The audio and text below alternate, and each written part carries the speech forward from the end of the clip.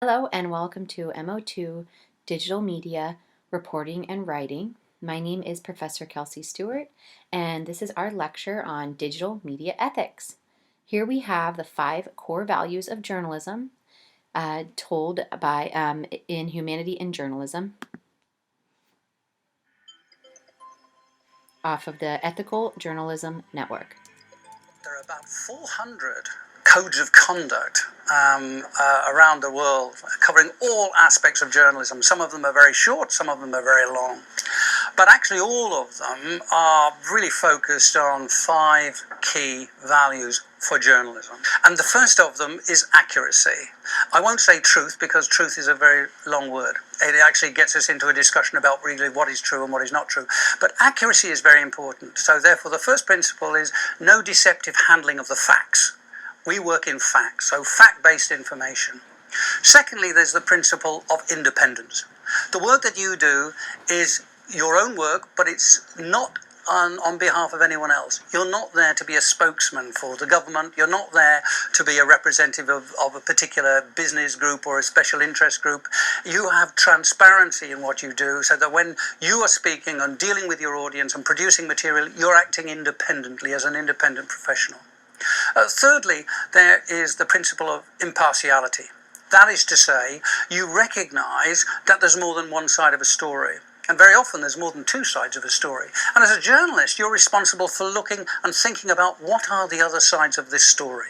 Here is one story that's being told, but what are the other opinions that I need to bring in to make the story whole? And then fourthly, there's the question of humanity. As a journalist, you're expected to show humanity. And what I mean by that is you're expected to be aware of the consequences of what you publish and what you broadcast. So you have to be aware that sometimes the words you use, the pictures you show can do damage. They can be harmful to people. It's not the job of a journalist to do undue harm. It's our job to protect people. And it's very important that when we are in reporting, we don't indulge in hate speech. We don't show obscene images. We don't show unnecessarily explicit images of violence and so on, because we are part of a humanitarian process, and that's what journalism should be. So humanity is a very important part of it.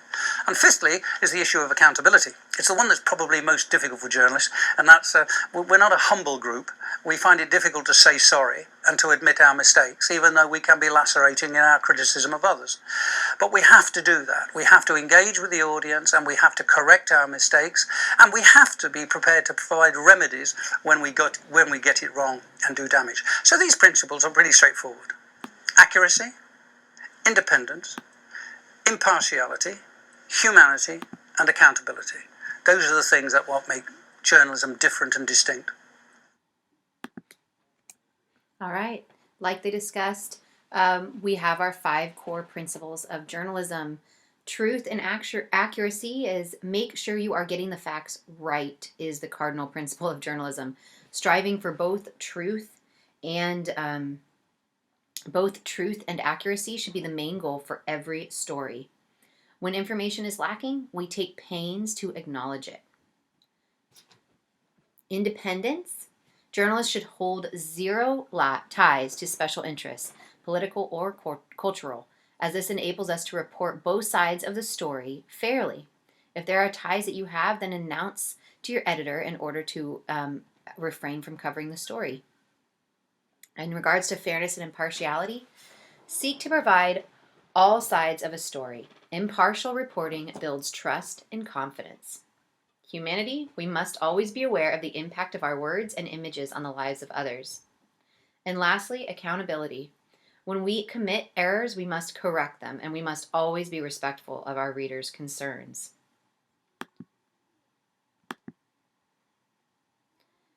Now we are going to launch into digital media ethics. Digital media ethics deals with the distinct ethical problems, practices, and norms of digital news media. Digital news media includes online journalism, blogging, digital photojournalism, citizen journalism, and social media. It includes questions about how professional journalism should use this new media to research and publish stories, as well as how to use text or images provided by citizens.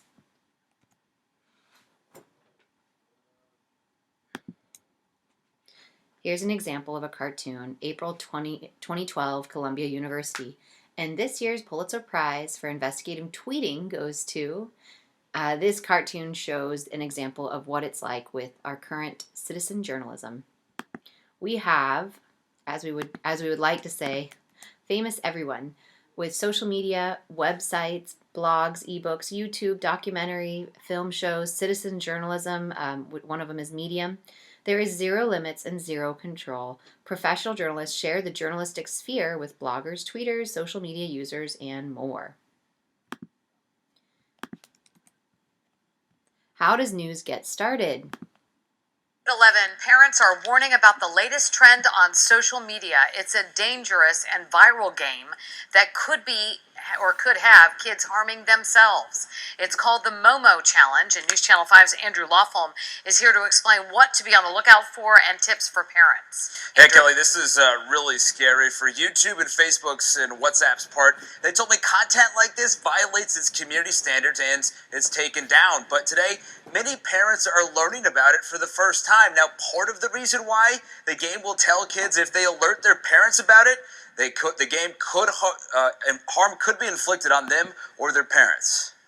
Mother of three, Jessica Edwards, first heard about the Momo Challenge Tuesday morning from her sister. She asked my niece about it, and my niece just started crying and ran into my sister's arms. And that just broke me. Originally a Japanese statue, this is Momo with bulging eyes, a chilling smile, and jet black hair on a bird's body. The Momo Challenge will be shared on social media like Facebook or their free messaging app, WhatsApp. The challenge is to meet Momo, and to do so, one must follow a series of instructions, which can include harming others or yourself. When my friends or my family members asked the kids about it, they immediately were like, "How do you know about it?" And then ran to them and cried. The one thing that's not reversible is suicide. We asked Dr. Rafi Wald, a psychologist, how to talk about the implications of the Momo Challenge to your kids. The way you want to have it is talking about how there are people out there in the world that might try to convince you to do bad things, might try to convince you to do things that you know you don't want to do. If you see this on your kid's phone, there's no good coming from that. Online, Alan Krowitz, our technology expert, says learn the texting acronyms and download software that can track kids' online activity. And teach your kids like you would about how to cross the street safely. But how many people watching this have sat down and had the talk with their children about, what they're doing online, who they're communicating with, what they're sharing? Now, the Momo Challenge has been linked to the death of a girl in Argentina, but none here in the United States. We're live at Andrew Lawfulm, WPTV News Channel 5.